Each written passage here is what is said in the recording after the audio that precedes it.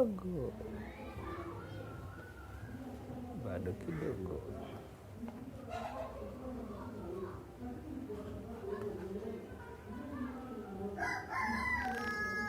Natafuta huyu.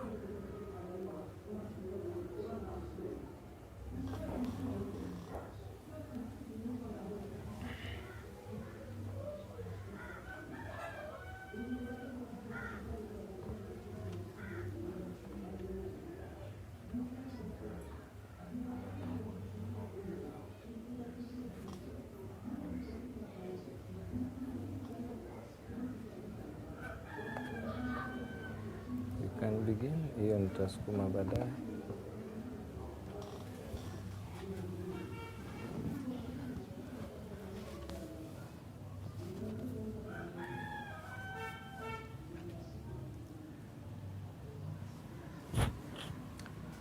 A very beautiful Sunday evening. We meet again, bro. We meet again. Beautiful Sunday. I'm so glad.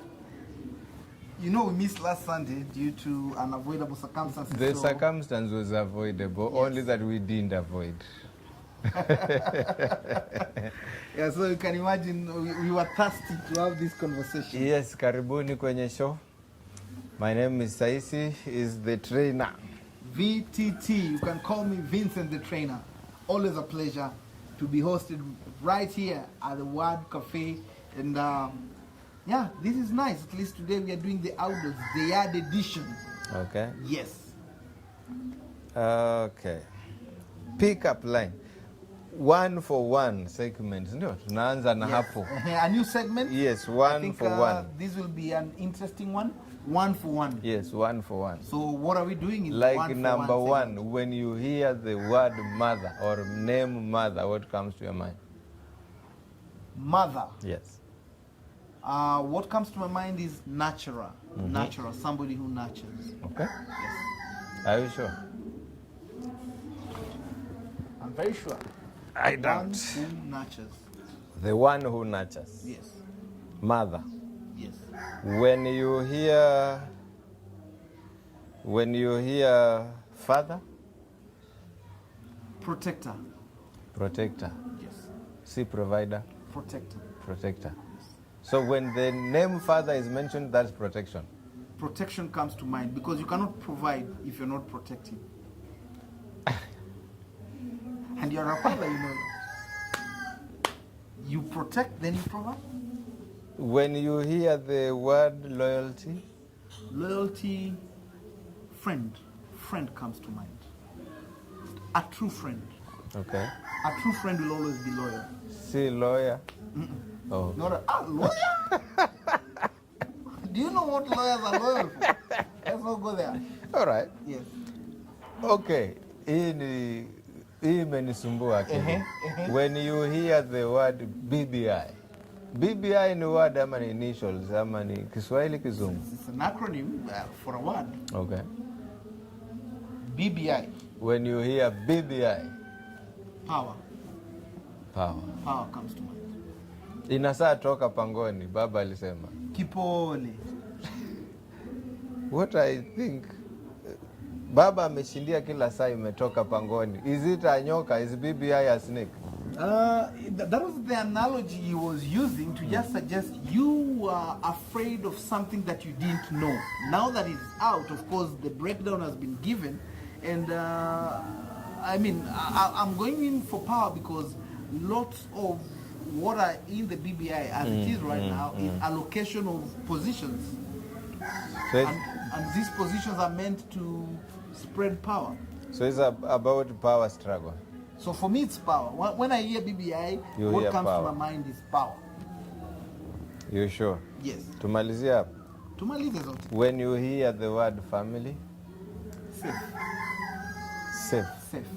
A family is supposed to be a safe space. So when I hear safe family, heaven. A safe heaven, that's it. Safe. Somewhere where when you are in, you are protected, you're safe. You are safe. When you hear rejected? Rejected. Yes. Savior. Savior. Like of Christ. Rejected. Christ comes to mind. Okay. Christ was rejected and he saved us. So for me, rejection, it will bring Christ to my mind. Na ukisikia wheelbarrow? Wheelbarrow. What comes to mind is the deputy president. Okay. Yes. Word cafe? Word cafe, beautiful one. Inspiration. Inspiration. Yes. Okay. Inspiration. Maybe the last one. What comes to your mind ukisikia neno mapenzi? Heartbreak. Heartbreak. Really? Mapenzi inaumiza watu no, wengi you sana. are from another planet. No, I'm not. I'm just being honest. Heartbreaks. And I know of many people who have been heartbroken out of the word mapenzi. Mapenzi. So if you hear the word itself, heartbreak, what comes to your mind? Heartbreak. Yeah. Misery. Misery. Yes. Lost hope. Lost hope. Okay, let's stick to our point today. Thank you for that segment. I think I like it. It was slightly tricky. Maintain it. I like it. Maintain. The 1-for-1 segment. It's a good one. Okay. It juggles the mind. Yes. Today we'll talk about dusting up yourself. You know, many times we find ourselves in the dust. True. Labda wewe umezaliwa town kwa nyumba tajiri, familia tajiri. You've never found yourself in the dust. Not at all. Please tell our live audience the truth. I came from a very humble home. Very humble home means what? That people are humble, they walk slowly. No, not at all. It means the average Kenyan home. Average Kenyan home. Yes. Where there were no luxuries. Basics only. And sometimes maybe the basics were not even there. A problem. Yeah, that's why I say humble. Kama nguo ni basic. Nguo ni basic. Sikuwa nayo. Then nilikuwa na t-shirt moja tu mrefu. That's a whole ball game, but it's still humble. Still Is humble. that At least you're not naked.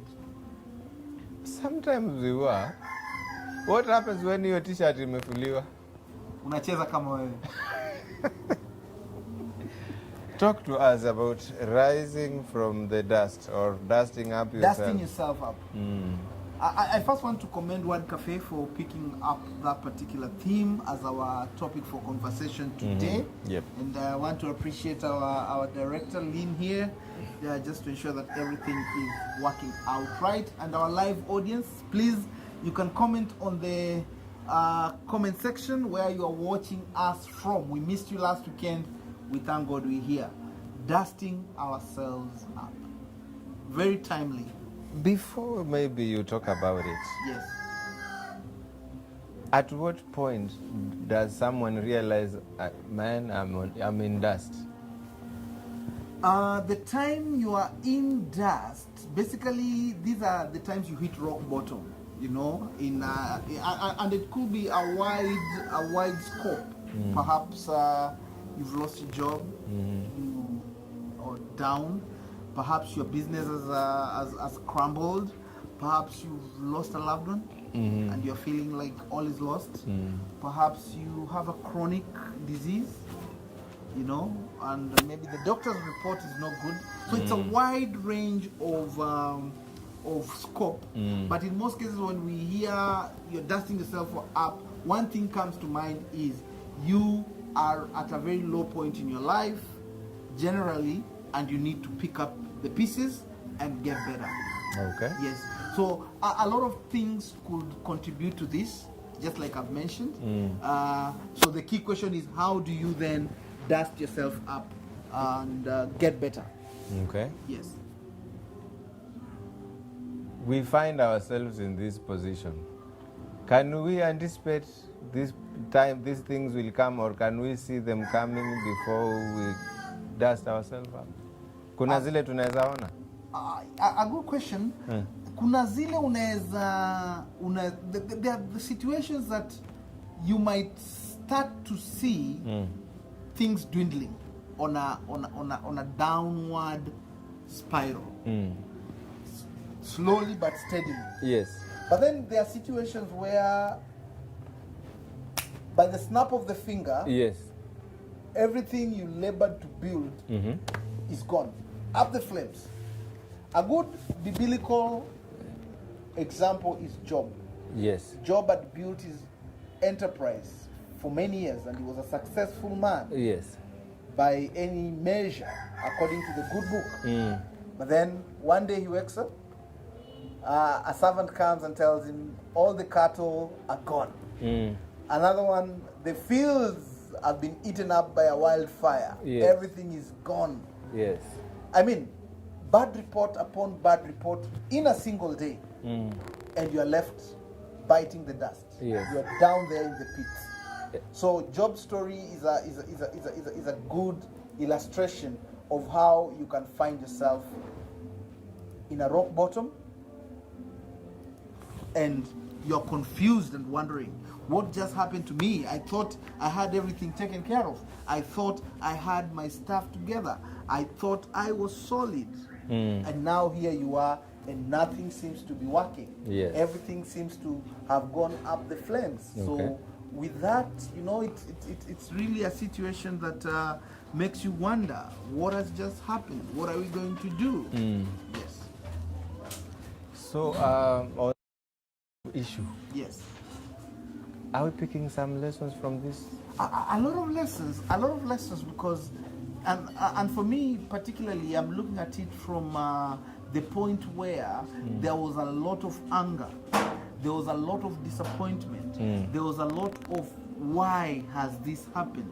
There's a lot of then, I mean, what am I supposed to do from here? So when that comes to mind, and you see at some point, even he was being advised, curse your God, curse your God. This is not working. Why are you still loyal to your Creator, and yet He has allowed this great misfortune to happen to you? So at the end of the day, in this particular scenario, Yes. there's patience. Patience is needed. Actually, there's an English simile that says, as patient as Job. And it got out from the fact that he beat the dust when it seemed like all is lost. Then, To Job, it didn't seem. it actually, no, it still seemed, because I'll use seemed, because eventually, like a phoenix, he rose from the ashes. And a lot of beauty came in. He was blessed abundantly after weathering the storm of the rock bottom challenges. So, what we learn, you've asked, what are we learning from the Job's story, is patience is very key when you have hit the rock bottom. Right? And being kind to yourself as well is very important, and that will be my first suggestion, because there's no, we cannot sit here on this conversation and say there's a particular formula of rising and dusting yourself up. There is. There is no There's no particular formula. Okay. But we can give some advice, we can share. Basically what we are doing in this live stream is to share possible ways in which you could maneuver around. Possible ways out. Possible ways out. Okay. Because, Brother Saisi, if we sit here and you say, if you find yourself down and you want to dust yourself, follow this plan, my friend, we'll be lying. There's no plan, there's no formula, there is no formula, ladies and gentlemen, friends. But there are ways which we can actually, and which we are actually going to share here. Then we'll also comment on what ways did you use to get yourself out of some dusty situation. Or if you are undergoing a rock bottom right now, perhaps what are you doing to try and elevate yourself out of that particular situation? So sharing is the key thing we are doing here. And I believe we might share something here which somebody might need and pick it up and it works for him. So we are going to share a cocktail of suggestions and maybe even benchmarking on our own experiences, hoping that it might have an impact on somebody. And the first one that I've said is be kind to yourself when you are down there on the rock. When you are in the dust, Yes. you be kind to yourself. Be kind to yourself. Why? At that particular point, there'll be a lot of negative voices. And like in Job's story, from his own house, his own wife, that was a major negative voice. And we know too well that when you hit rock bottom, there'll be a lot of negativity from people you expected that they will maybe support you. Hence, you need to be kind to yourself first by acknowledging the fact that I am in this mess. This mess has happened. Sometimes it's not even explainable. Like in Job's case, he couldn't explain the sudden tragedy. He just woke up and everything is gone. Things are gone. And of course, when we read the scripture, we come to realize Satan had asked for permission to actually tempt and try to see if Job will still maintain his trust and faith in God. And of course, over time, he proved that indeed he trusts the Lord. And he was vindicated. Things first, when we get ourselves in such rock bottom situations, we are in the pit of dust, let us be kind to ourselves and know that it is not unique for us. It's not like now you have done something wrong. You could have done something wrong, but it's not necessarily the case. You know, like in Job's case, Job had not done anything wrong. It's just his faith was. It was normal life. Yeah, his faith was being put to test. So be kind to yourself in regard to the fact that this situation you found yourself in is not unusual for man, and it doesn't mean you will remain there. Hey, Buddha, kuna zingine, it puts you down until you look like. I know, and it's very painful. That is why we are on this live stream sharing this so that we can encourage each other. We've been on lows before. I know that from a personal relationship with you, we've hit our rock bottoms. And if there's one thing that perhaps helped me, I don't know about you, could share, is knowing that this situation is not permanent. That will make you start being kind to yourself, knowing too well that this situation is not permanent. So, when you find yourself in this dust, Yes. you have to be kind to your heart and talk to your heart and say, I'm not here forever. This situation It's not is a permanent situation. Okay. Yes. That's the basic thing you need to That's to the do. first. Okay, I wouldn't say it's the first, but it will be my first suggestion for you to look at it from that perspective, knowing this is not a permanent situation. I've gotten myself here, but it doesn't mean I'm planted here. The other day, you used a very right analogy. As you walk through the valley of the shadow of death, so you are passing. So you found yourself in a dusty situation, in a rock bottom situation. It's not permanent. It's a passing phase. There's a season for everything. A season to be low, a season to be high. For that will make your mind get to the realization that these two will change. Have you ever met either a young guy or a young lady who's just lost a relationship? I wouldn't say I've met. I want to say I've been in such a situation. Let's not use somebody, and yet I can talk to. Yeah, I met myself in that situation. How does it feel? You know. Oh my goodness. I've only met several guys who have been in that situation, and from the face, from the talk, from the look of things, it's not an easy place to be. It's terrible, for lack of a better adjective.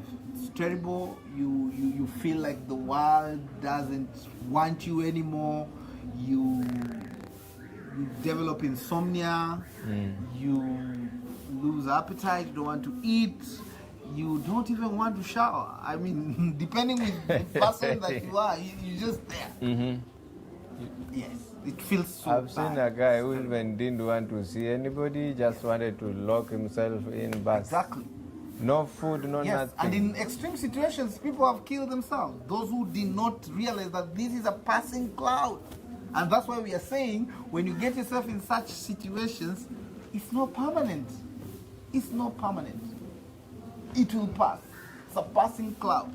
It's a passing wind. Yes, you feel terrible. I felt bad. I even cried. I felt so lonely. I felt like I'd lost so much that I'd invested there. It felt terrible. Boy child alipiga makelele ya kulia ama pole pole. And you know sasa ni boy child. Ama chini ya maji. Chini ya maji. Hata mtu hangejua. These are the times now, like for me, I went into isolation. I wouldn't want to be around people because there was that sadness in me. Yeah, it was that bad. But I thank God. Those very low moments were some of the moments that I developed strength. You know, someone will look at it and say, "Msichana tu." Is it something beyond msichana? It is, especially if you had invested your emotions and you had invested even your life into it. You know, some of us are serious when we get into any union, and because of that seriousness, you had banked that you will journey with this particular person, and then this happens. It cuts you at a very deep point. The only time you will not feel or care is if you are also not invested in that union, where you say, okay, potelea mbali, msichana tu, kwani iko nini? Kama huku kwa so it hurts when you invested your heart in when you invested your mind, you invested your soul, and even you money. invested your emotion. Automatically, money can't even be. I'm avoiding the money bit because that's obvious. Okay. I'm looking, you know, and you know, our society always feels that it's the girl who, when let's say ameachwa kwamba ama wamekosana na mpenzi wake inamsumbua yeye. Trust me, it's only that most of us men don't come out to say this, but I know we are in fact, men don't know how to deal with breakups. Okay. We don't know. We only try. And because we are taught to be macho, suck it up. We suck it up and we move. But what we are advising is you need to heal. You need to heal yourself so that we break that cycle of maybe even getting into the wrong unions. This is just an example of getting yourself up, dusting yourself up from a breakup. It's just an example. You heal yourself, and you have to be kind to yourself to know that, yeah, this didn't work. Of course, an evaluation needs to be done. You have to evaluate yourself in whatever that made you get into that ditch. An evaluation needs to be done. And when you get back to Job's story, he did an evaluation, and he still remembered it is God who gave him all this wealth. It is God who provided everything that he had acquired and the life that he had lived. He was living. And with that realization, he also knew the same God can change the whole story and make it a glorious story. But since you brought the Job story, yes, there are two things that stand out. Number one, there's this part of friends who hang around you when you are down. Yes. And then there's this person you've always trusted. In that case, his wife. Yes. They were with him when he was Job.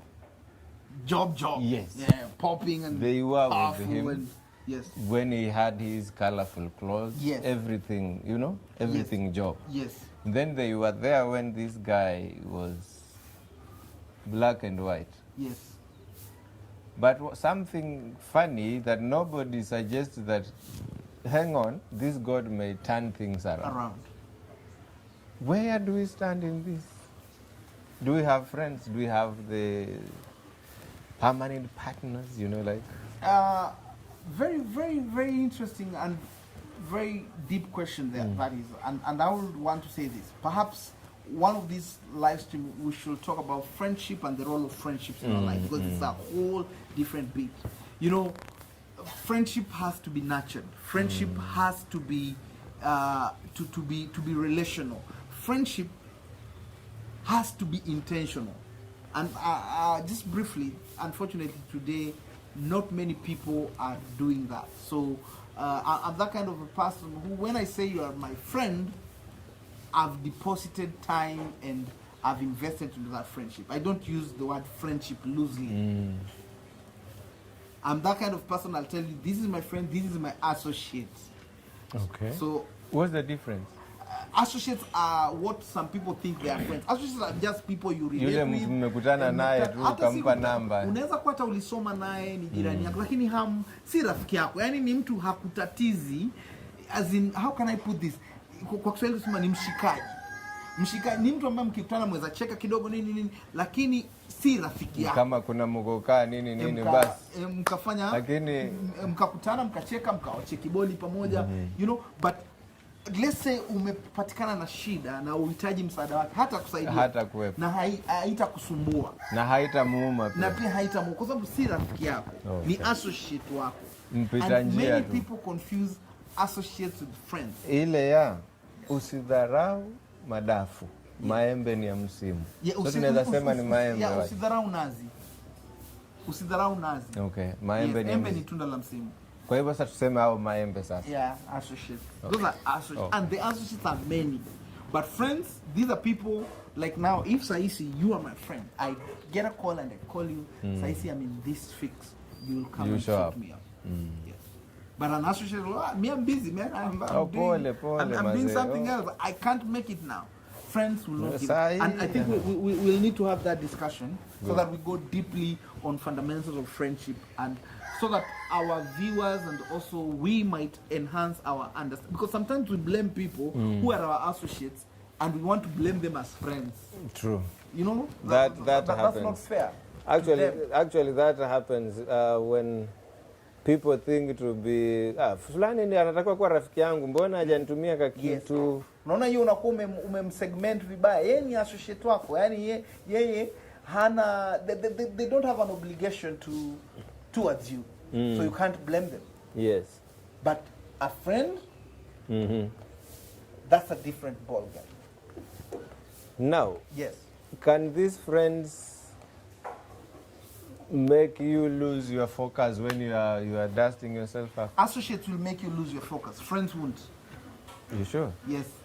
But history ya job inasema marafiki. Okay. You see, the challenge here is until we have that discussion on friendship and associates, we will keep interchangeably using friends and associates. Okay. So that's what I've said. We will need to have that discussion on friendship and associates so that we can distinguish properly.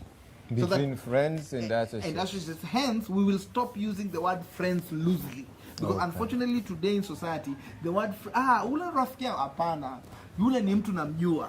Huwa tunafanya kazi pamoja. Is a colleague. Sio rafiki yangu. Kama Lynn kwa jinsi ninavyomjua, Lynn ni rafiki. Okay. Yes. But kuna watu ni utafanya tutajuana bana, utasoma naye yule. Ule tufanya naye kazi, tupiga training, tulikuwa kwa hoteli fulani pamoja. Nenda gym pamoja. Tuenda gym pamoja. Huyo ni yani ni mtu namjua. Okay. Ni mtu namjua, sio rafiki yangu. Okay. Tuna relate vizuri, tupatana, tutacheka nini, tunaweza kaa sebuleni tukapiga story, lakini si rafiki yangu. Then, a friend investment has to be done of time and even resources. We will have that discussion. Then this brings me to ile mahali ulisema pale pa kwanza. Yes. Ukijikuta uko kwenye vumbi, yes, you have to trust yourself first. And that's the key thing. That's the key thing. And it actually brings us to the second suggestion. You have to guard your mind at that time. Because of the many voices that you'll confuse of associates and friends and family. So huyu mke wa job alikuwa associate ama alikuwa friend? Yeah, alikuwa ni family. There's a difference again there. Kuna friends, kuna associates, kuna family. Nimewacha. Family kuna ile sasa mahusiano ya kidamu yanakuwa yanaingia pale. Turudi hapa pa guarding your mind, yes, because now Job needed that. Exactly. And that is what protected Job. He guarded his mind. He knew he has a God. As much as he was also feeling on a low, but there was that flicker of hope that my God will not let me go. Kini hawa kina baba sometimes wanasukumwa na mama kwa ukuta paka. mind inatoka. Hapa sisi ni wakina baba, wewe na mimi. Tunauliza hivi. Kweli tunafika mahali unasikia kichwa kinataka kupasuka. Na ndio hapo Biblia yenyewe, the good book tells us, guard your mind, for from it springs pasuka. Na ndio hapo Biblia yenyewe, the good book tells us, guard your mind, for from it springs the issues of life. The mind now. The mind. So number one, you have to treat yourself kindly. Treat yourself kindly. Yes. Ujiamini kwamba I'm in this, I'm alone. I'm alone in this. I'm the only help to myself. Me, I will save me. I'm the only source of life, source of light, source of energy. With your creator, all of right? course. Yes. Then number two, guard your mind. Very good. Guard your mind and now focus it on this. Change your narrative. Why me? Change it from why me to what's next. What am I supposed to do next? What next? What's next? You see now, you know, there's this bit that always encourages me, that when you fall down, ensure you're falling with your back. At least you can see up. And you rise and focus up, as opposed to uanguke na mdomo na tumbo. Inaitwa kifudifudi ama kichalichali? Kifudi. Kifudifudi. Avoid that, because when that happens, then there's a problem. Hence, now you are guarding your mind, knowing that this is not permanent. It's a passing season. So that guard, as long as much as a lot of voices will be coming through, because you've guarded your mind, you'll be able to know that this is not my portion. Remember Joseph in the prison? He knew this is not my portion. And that's where the patience comes in, knowing too well that even this shall pass. But that can only be done if you have guarded your mind and you have shifted your energy from why me to what am I supposed to do? What next? What's next? Where next? Where next? That's what gives you now the energy to be, you know, kuna mtu anaweza anguka na akabaki mavumbini. Na mwingine akaamka, hapana, hii mchanga, unaanza kujitakuta, kujitoa uchafu. That's now where we are talking of, you know, guarding your mind, positivity that comes in on what's next. What's next? I cannot continue having all this dust on me. So you are dusting yourself up. And as you are now dusting yourself up, you start to actionalize the thoughts that are coming to your mind. What steps? Let's give a perfect example. It's a little bit sad, but you've lost a dear loved one. It could be a parent, it could be a spouse, it could be a child. Death has no practice. Yes. And it steals at any time. It comes without notice. Yes. Your loved one has gone. Will you mourn forever? No. Exactly. So you have to appreciate the fact that their season has ended. You are still here. And in most cases, there's no bullet for the healing, but the Savior will always bring the healing once you attune your mind to the fact that a new season begins. And my loved one is in a safe place. It's the most happy. After all, you know, when I got this, it liberates me. Our ultimate place is heaven. And unfortunately, we can't go there minus this other person. So you have to get that energy in your mind to the fact that I have to start a new season. Yep. And that is what will enable you move on what's next. This chapter has closed. Painful as it is, what's next? You've lost a job. What's next for me? Like I saw COVID came. What's next now that the industry is opening up slowly and steadily? Your spouse has left you. What's next? You're saying something. You've lost a relationship. What's next? So who next? Not who. What's next? You can't ask yourself who and you have not even healed. That's why people get from one toxic relationship to the next. You have to, what's next? Do I need, you know, like now, using a relationship, you need to review. Nilikosea wapi? Ngoja. I grew up as a young boy mpaka saa hii naona naendelea kuwa mzee, na hii bado wewe ni kijana no, toa hiyo ngoja hii notion bado iko tu tangu niko mtoto. Yes. Like somebody breaks up with a lady. Hii ni iko kwa men sana. Somebody breaks up with a lady. Yes. Anakutana na men wenzake labda pale kwa hood, anaambiwa mazee hata usimind, dawa ya mwanamke ni mwanamke, get another lady. Very well. Talk to this man. Umeigonga kwa nail on the head. That's what many men will tell each other. And that is toxic masculinity. Underline toxic. Masculinity nitoe. Masculinity ibaki, but okay. Toxic. Ni underline toxic. Toxic. Kwamba ni kama poison. Wanakuwa wanadanganyana. Wanawekana mawazo ya sumu. Ya sumu. Exactly. Wanawekana mawazo ya sumu, because if you have had a woman in your life and somehow it didn't work and you guys have gone separate ways, the treatment is not getting into the arms of another woman. That is what we call, even in the social circles, you are rebounding. You are getting another woman to make you feel good and fill a vacuum per se that has not healed. Hence, and data can support me on this, 90% of those who rebound end up hurting the next person. And this cuts across the board, whether it's the woman, whether it's the man. You will hurt the next person you are getting yourself into. Why? Because you have not reviewed why the initial didn't work. Have you heard of people who have divorced 3-4 times? They are there. Why does this happen? You get from one person, you go to the other very fast without review and healing. The same mistake is carried forth. Before you realize it, you've divorced this one. And you will end up even being attracted to the same people with the same issues like your ex had. So my advice on this is always heal yourself. Let time and your own personal evaluation heal. And that's where the focus comes in, on dusting yourself up. Dusting yourself up doesn't mean now unakurupuka tu, hapana. Usisikize advice za vijiweni. Heal kwanza. Kuna hii word ya revenge. Yes. Is it necessary when you are dusting yourself? It's not necessary. Vengeance is for the Lord. As a Christian, I go by that. Kwa sababu vengeance wewe unataka kuprove a point kwa mtu mwingine tu.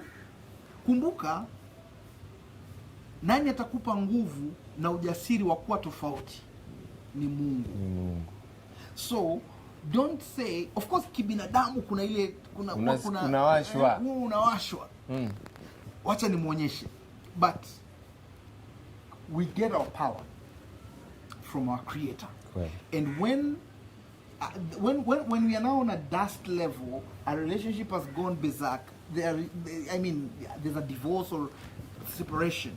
Heal yourself by focusing on good things that will build you up. And later on, because we are human, sometimes we are part of the problem. Analyze yourself and ask yourself, why this one failed? Why did it fail? Then you get to understand, perhaps this was my contribution. The other person could have had their mistakes. Also look at it such that by the time you are healed, mentally, physically, emotionally, and even spiritually, then the next human being you start relating with, you will relate with them from a point of truth, not a point of wanting to show somebody something. Let's talk about this. It's a minor issue, but it kills anyway. Yes. Kuna wanaume ambao wamesukumwa kwa ukuta na mama nyumbani na atoki kwa hiyo, hawezi toka kwa hiyo relationship. Lakini ako hapo ndani na ako kwa ukuta. Ataamuka vipi huyu? Ama hakuna. Wapo wengi. You know, like they say, and maybe again this is another theme, we could just have it one day and expound on it deeply. When you are on the wall, your spouse has pushed you to the wall and you're still holding. I look at it differently. Perhaps you are patient and you've made vows and you want this to work. You have talked to yourself. You've guarded your mind, lakini mind ndio hiyo inasukuma inataka kulipuka. My advice will be, or my take, not even advice, my take is, for some of the people in such situations, they're trying to give it time. They are praying over it, hoping their spouse or their whole situation will improve. And for me, I will always say this: ask the hard questions. If you're in such a situation, speak out. Speak out. And even we are guided by the good now? book. Speak out with your spouse that you're not liking this situation the way it is. If they are adamant on what you're saying, get somebody they respect, somebody you know they can listen to, and address it with them. And you see, even in the traditional African context, we had the clan members and the elders of the clan who, when something was not fixed within the family setup, you extended to those wazee ambao walikuwa wameheshimika, alafu kikao kinafanyika na watu wanaelewana. So you have to reach out, because if you don't, trust me, you'll get yourself into depression. And today we know depression is killing a lot of our people. So don't sit there and wait for the rock bottom. No, act proactively by involving. I mean, we watch TV and sometimes you see couples killing each other. A husband or a wife has stabbed the other person. They have ended up committing suicide. They have burnt their children. So before you let it reach there, talk to someone. Talk. Ama piga tu kelele nyumbani. Si tupige kelele, zungumza. Wanaume hawapigi kelele man. That is what we are saying is toxic masculinity. Why would you suck it up and you're dying? What benefit will that have? Umekufa kiume. Hakuna. Hamna. Sikubaliani na mimi. Zungumza. Speak out. Because sometimes the solution you need is a step away. A phone call away. Ama a voice away. A voice away. And yet you are here sucking it up, living miserably. No. Speak out. And don't allow yourself to be enslaved by situations that seem to have put you dust in. Siku moja, yes, niliishi na jirani ambaye alikuwa violent kwa mke wake kidogo. Yes. Na nikiwa nimelala watoto wakaitana jina langu. Kaitana kabisa na mimi nimelala. So when I woke up, nini, oh mama yetu anauawa. So I went out. Yes. Mlango ilikuwa wazi, watoto wamekimbia nje, na kweli nikiingia nakuta mama ni kwenda anaenda wajua. Mambo mbaya. Ameshikiwa shingo chini sasa. Macho tu ndio imetoka. You see? What was your intervention? Mimi nilishika tu mwanaume nikamtoa hapo. Na nilishika ile kiwango ya kwamba hangejinasua. Kaba kukaba. Nilikuwa kijana mdogo lakini. But ukakuwa na ujasiri kwa sababu that's a tricky situation. Paka mzaka sema get yourself on offensive. Yes. So ukaokoa maisha. Kama watoto maybe wangenyamaza, yes, mauti yangemfika mama yao. Lakini tuseme watoto hawako, ni mama tu na huyo mzee, ama ndio tunaamuka tu tunakuta kwa nini? Unfortunately. Ndio hizi tumeona juzi, sijui kama uliona kwenye runinga ile story ya Nakuru. Walikuwa paka majirani wenyewe wanasema walikuwa wamezoea kwamba the couple was violent. Walikuwa wanapigana na muda mwingi walikuja wanawarekebisha, kesho wametoka nje mnaona wameshikana mikono, muonekana wapuzi.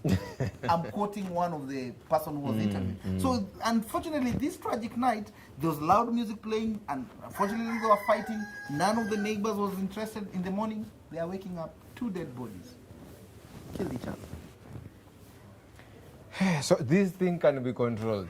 Can even be avoided. Hii ni ile sababu ambazo zinaweza na hazikuepukika. And that is why I want to applaud Word Cafe for this opportunity, because the moment we stop talking is the moment bad things happen. Because trust me, when we share like this, we don't know who hears this, but one word, one example can land somebody, can make somebody's life to have a new turn. Don't undermine the power of talking out of situations that are happening. So we need to speak out. Don't be there and you're not speaking out or seeking to get support, because mtu ni watu, tunasaidiana. Na hiyo ndio inatuwezesha kuweza kuwa kama jamii. Basi soma hii moja hapa alafu tutaendelea. Una macho yako inafika? Macho yangu nzuri. Bwana Doreen anasemaje? You see sometimes let me turn it a bit. You see sometimes we concentrate on what hurt us, not realizing what God has for us. Sometimes the blessings are always around. Stand up, dust yourself, believe in yourself, be positive, and walk. Doreen, tell us where you're watching us from. That's very good. His name is Benson. Benson Haya, following. We appreciate Benson.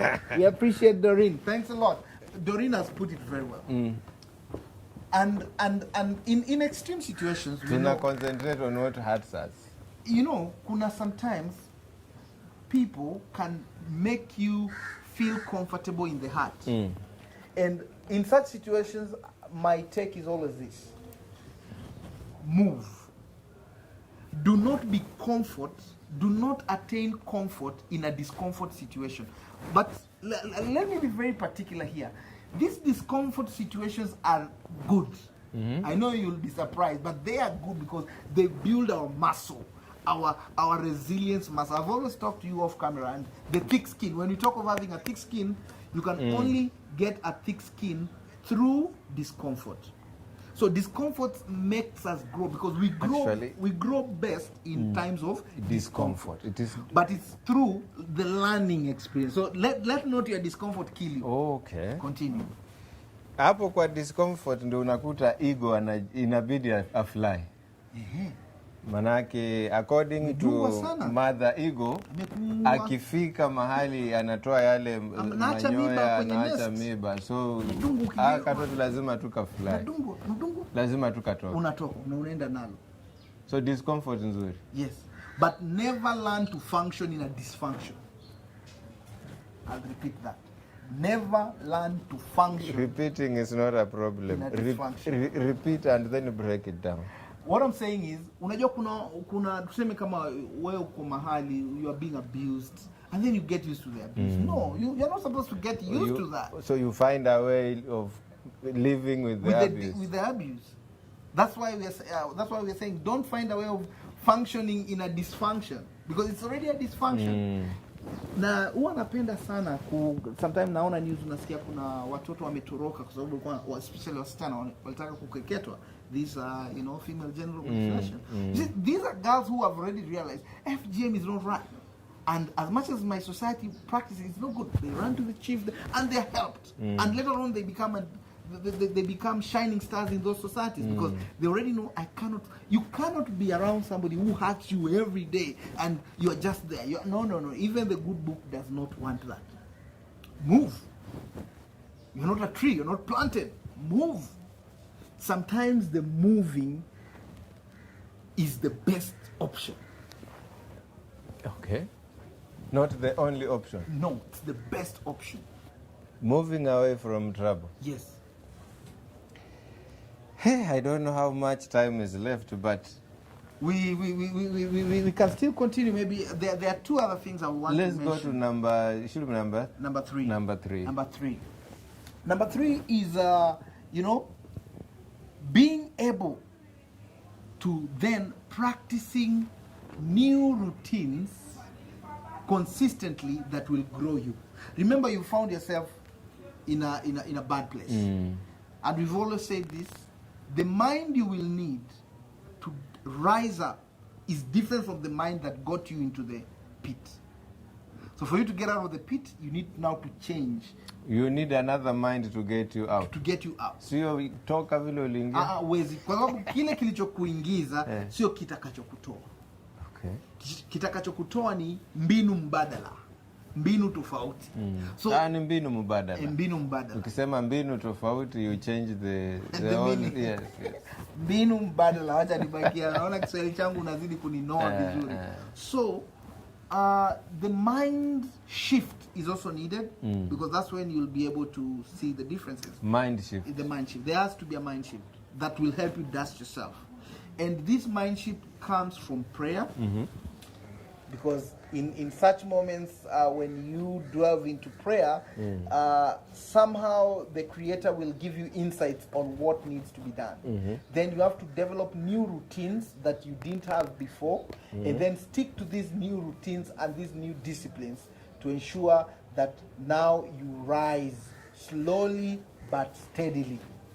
All right. So you have to build these new routines through a new mindset. Remember, we are told through the renewal of mind, you become better. Yes.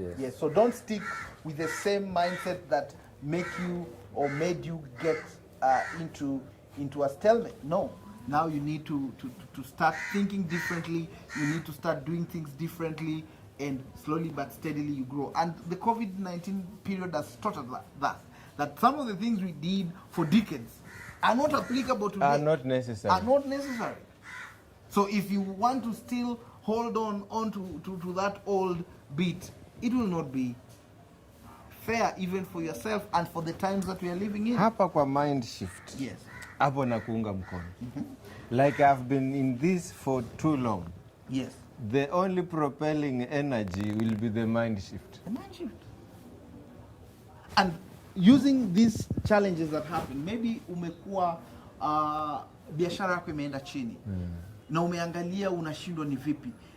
And then one day you just wake up and you realize, I think I could start doing this differently. And that day you get a result. That tells you already, oh, kumbe it's in the new move that I'll make that will change everything. Maybe you are marketing your products in this particular way, making cold calls, 10 cold calls, 20 calls, and these cold calls are not working. Why don't you move out and maybe talk to people, talk even to strangers and introduce yourself and tell them, this is what I'm offering, these are the goods I'm selling. Kuna mrembo moja alikuwa amekaa kwa relationship siku nyingi.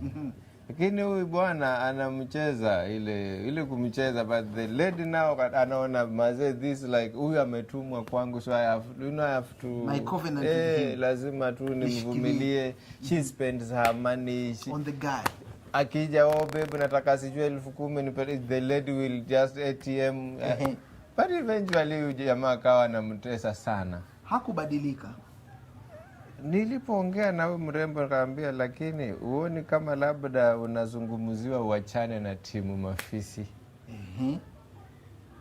Akasema no, it can't be. Nikamwambia God, think about it. That very evening she calls me, anambia mazee bwana amenipigia, ameniambia ameenda nyumbani, amepewa msichana na auntie ameoa. Shocking news. Nikamwambia thank God. Revelation yako ulikuwa unaingoja umeipata. Baba, this lady got a boy child ambaye hana mambo mengi, ambaye alipompata akampangia harusi nayo. Awesome story. Na amekaa miaka mingi kwa akifund project ambayo ilikuwa imekufa. Na naweza sema ilikuwa ni preparation phase. Tukiangalia kwa macho ya ndani, she needed that bad toxic relation for her now to appreciate the one to come, the one who has come, who is new, the one who is now disciplined, the one who brings integrity. Because sometimes without this discomfort, we will never know comfort. Like anytime you're out of a discomfort situation and you get a good thing, you will always appreciate it because you know what bad looks like. You know what ugly looks like. Well. So if today, even in our business circles, you made some business blunders and eventually you get a mentor or you get into a group of people who are guiding you right, you'll be able to be very different because you've tasted the ugly. So when you're now testing something that is right, you'll be able to appreciate. And sometimes we have to undergo the dusting phase where you are so low. And now after you've dusted yourself, you keep clean because you know how being in the dust feels like. So you'll treasure what you have. You know, many times I see when we are opening the taps and water is coming, excuse me, you never give it a thought. Wake up one day and your taps are not giving running water. That's the day you'll remember you have a tank on the rooftop, which you had never checked or serviced for years. Okay. You get my point? So this discomfort will make you go to your rooftop and check, kuna nini? Okay. So that when water now keeps flowing from your tap, you will be appreciating. Dorina amekujibu, umemuuliza aseme anaochi kutoka wapi? Yes. Uko na macho marefu? Naona vizuri. Waona vizuri? Oh my, I'm loving this. I wish we could talk about this more. Watching from Tanzania. Wow. Doreen, salamu zetu kutoka hapa Word Cafe all the way to Tanzania. Tunawapenda. thank you for watching. We will actually give it more time. As I've told Kiongozi here, we will dedicate some time on just how to enhance healthy relations so that we can dissect this at a 360 degrees. Lakini bana nimeona kwenye Twitter juzi there are these hizi tweets zinakujanga. Nakuta ati ubaya wa Kenya, as in ubaya wa kukua Kenya. Yes. You only meet the soul nini wanasema? You only meet your soulmate when you are married. Kenyan memes. Not when you are single. No. So that means it's not your soulmate because you've married your soulmate. So the other person you're meeting is not your soulmate. This person is talking a point. Which point is that? Point ni aliko akukaliki. No, we actually need to have... Lakini unaona kama hiyo ni ukweli. There's a point in it because there's always this joke that the marriage institution is a very funny institution. Those who are in want to get out and those who are out want to get in. Lakini wewe anasema ni Kenya, Kenya si nzuri. You only meet your soulmate ukiwa married. Atuhami lakini tunabaki hapa. Mimi nahamia Uganda. Watu wa Tanzania kina ni Doreen, muwe na elections nzuri. I think it's coming up probably next week. That's when they are voting. Yes. I think Magufuli, they are voting Magufuli. I don't know whom they are voting for, but have peaceful elections. That's what I'm just saying. They will always have peaceful elections. Tanzanians are known for peaceful elections. Watu wangwana. Wale ni ujamaa, watu wa ujamaa, undugu. Watu wamekolea. Wale hawapigani. Naomba nikusalimu. Thank you Doreen. Wale hawapigani kwa sababu ya kura. Yes. Ni hapa sisi wenyewe BBI hatujui ni nini tutataka rushana, wajua. Hatujui wheelbarrow ni gani lakini maneno ndo hayo. Ushaona? Twende tu tulivyoelezwa na Bishop Pesa, twende tu kwa kipole. Kila jambo. Kwa kipole. Suleiman anachukua mawe. Anamruhusia Goliath kipole. Kwa kipole. Goliath anaangua kwa kipole.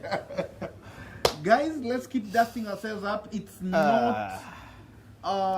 not strange to get ourselves into such pits, and just like you've said, fortify your mind, get your energy, and get to protect yourself from negativity, and dust yourself up through having a changed mindset, do things differently, and speak out. Try a new thing if possible. Possibly. And the new things you start doing, create a routine around them and be consistent. And trust me, with the support of our Creator, you will be able to rise like a phoenix and still have an impact. Before we end, maybe, niliishi mtaa wa Mabanda.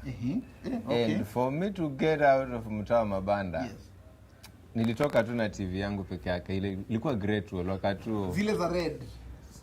Si ati zile za red, it was the only TV. But it was only TV. Na ile screen yake ya kufanya tikala. Yellow, green, blue. Tumetoka mbali. So, for me to have left the slum, haikuwa rahisi. How did you start leaving the slum? Physically or mentally? Mentally. Absolutely. Tell us more. A story of another day. Guys, I think we now have 3 stories. One cafe Lynn. 3 stories coming up on healthy relations, on how Saisi got himself from the slum. We have to share these stories. We have to. Nyingine ilikuwa ya friends. Yeah, friends, associates, and family. So 3. Our executive producer is here. I think she's taking notes on that. We wish to end there. Time yetu iko well spent. Thank you very much. Nafikiri we are safe. We can end safely. Good. Kwa sasa hakuna la ziada. Beautiful people, just remember it's not over until the fat lady sings. And in this case, it's not over until you win. From yours truly, Vincent the trainer. Bye-bye. Can I go back to 1 for 1? We are done with 1 for 1 until next Sunday. You might ambush me with a difficult word. Ilikuwa rahisi in a way. Yeah. Ukisikia end, what comes to your mind? Mwisho. Ni same na end. Ni same kweli? And ya mwisho ndio itakuja kwenye kichwa changu. So ukisikia end, done. Kwisha. Done. God bless you good people till we meet again. Shalom. Shalom. Peace.